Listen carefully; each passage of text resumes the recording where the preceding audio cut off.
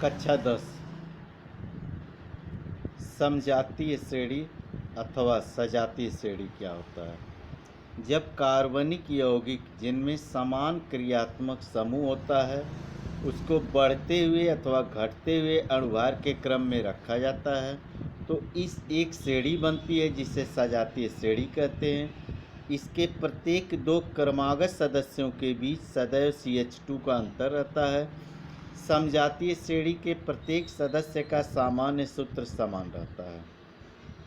ठीक, extra suits है कुछ। मीथेन एक कार्बन यौगिक है जिसे मार्स गैस भी कहते हैं। इसे ईंधन CNG संपीड़ित प्राकृतिक गैस तथा बायोगैस के प्रमुख घटक के रूप में प्रयोग किया जाता है।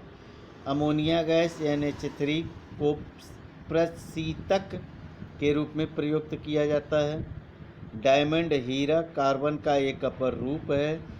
इसे कृत्रिम रूप से बनाने के लिए शुद्ध कार्बन को अत्यंत उच्च ताप पर तथा दाब पर उपचारित किया जाता है। ये संश्लेषित डायमंड आकार में छोटे होते हैं परंतु प्राकृतिक डायमंड के साथ उनका अत्यंत अंतर करना कठिन होता है। कार्बन के अतिरिक्त कुछ अन्य तत्व जैसे सल्फर, सिलिकॉन आदि भी श्रृंखलन गुण प्रदर्शित करते हैं परंतु कम बंध ऊर्जा तथा प्रबंध प्रबलता के कारण उनमें यह गुण कार्बन की तुलना में बहुत कम होता है।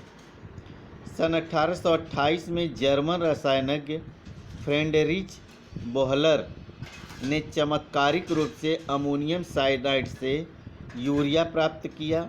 वास्तव में वे अमोनियम सल्फेट तथा पोटेशियम साइनेट को गर्म करके अमोनियम साइनेट बना रहे थे।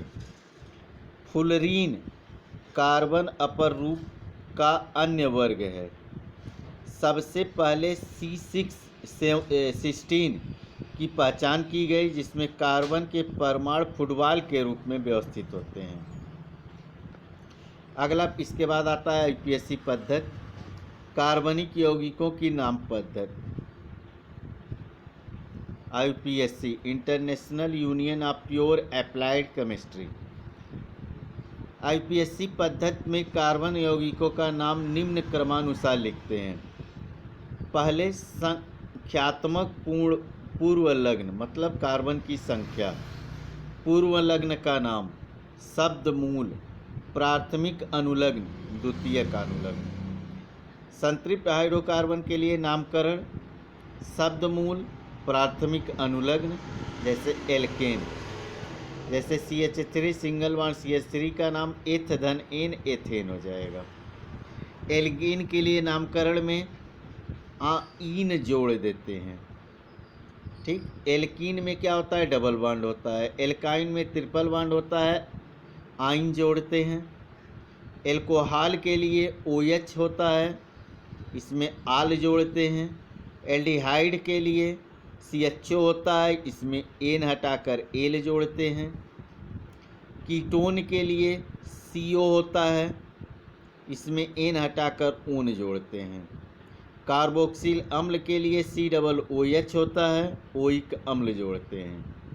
ठीक, उसके बाद आ जाता है हैलोजन यौगिकों के लिए नामकरण पूर्वलग्न शब्दमूल, प्राथमिक अनुलग्न, हैलोजन यौगिक।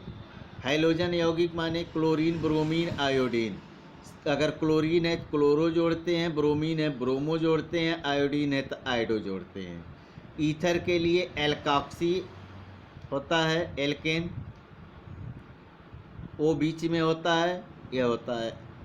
यह 3 प्रकार के होते हैं, एथॉक्सी, मेथॉक्सी, प्रोपॉक्सी। ठीक, कार्बनिक यौगिकों के रासायनिक गुणधर्म कुछ दे दिए हैं। दहन, कार्बनिक यौगिक दहन करने पर प्रचुर मात्रा में ऊर्जा, उष्मा एवं प्रकाश छोड़ते हैं। जैसे यहाँ दिया है मीथेन ऑक्सीजन से क्रिया करके कार्बन डाइऑक्साइड, जल तथा उष्मा एवं प्रकाश ऑक्सीकरण की क्रिया होती है। ठीक, यह ऑक्सीकरण की क्रिया जो होती है अधिकांश कार्बनिक यौगिकों का ऑक्सीकरण सरलता से हो जाता है। जैसे एल्कोहल का ऑक्सीकृत होकर कार्बोक्सिल अम्ल बनाते हैं, एथेनोइक अम्ल। कार्बोक्सिल अम्ल है। एथेनॉल में नवजात ऑक्सीजन से क्रिया करते हैं। ठीक है।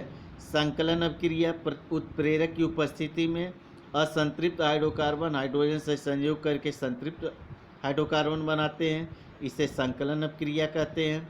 यहाँ दिया है एथेन H2 से क्रिया करके निकिल की उपस्थिति में 200 से 300 डिग्री सेंटीग्रेड पर एथेन बना लेगा। एथीन एथेन में परिवर्तित हो गया। एथीन में डबल बॉन्ड है, एथेन में सिंगल बॉन्ड हो जाएगा। इसका मतलब यह असंतृप्त है, यह संतृप्त हो गया। प्रतिस्थापन अभिक्रिया में सूर्य के प्रकाश की उपस्थिति में हाइड्रोजन हाइड्रोकार्बन के साथ प्रतिस्थापन अभिक्रिया होती है। जैसे CH4 Cl2 से क्रिया करेगा, CH3 Cl क्लोरोमीथेन और हाइड्रोजन क्लोराइड बनाएगा। एथेनॉल क्या होता है? C2H5OH इसका सूत्र है। इसका निर्माण स्टार्च युक्त पदार्थों से किण्वन विधि द्वारा कराया जाता है। एथेनॉल के प्रमुख रासायनिक अभिक्रियाएं निम्नलिखित हैं। सोडियम के साथ इसकी क्रिया कराने पर सोडियम एथॉक्साइड बनता है और हाइड्रोजन गैस निकलती है।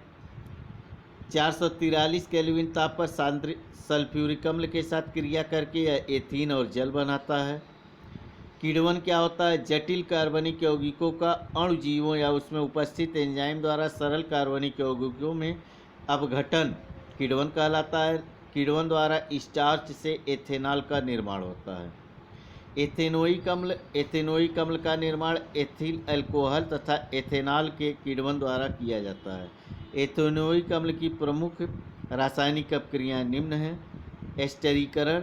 एथेनोइक अम्ल उत्प्रेरक की उपस्थिति में एथेनॉल से अभिक्रिया करके एस्टर बनाता है। इस अभिक्रिया को एस्टरीकरण कहते हैं। इसका समीकरण एथेनोइक अम्ल CH3COOH एथेनॉल C2H5OH से क्रिया करके एथिल एसीटेट प्रथम एस्टर बनाएगा। CH3COO C2H5 और H2O बनाएगा।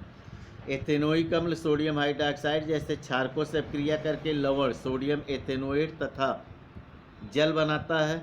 NaOH से एथेनोइक अम्ल CH3COOH क्रिया करके सोडियम एथेनोएट CH3COO और जल बनाएगा।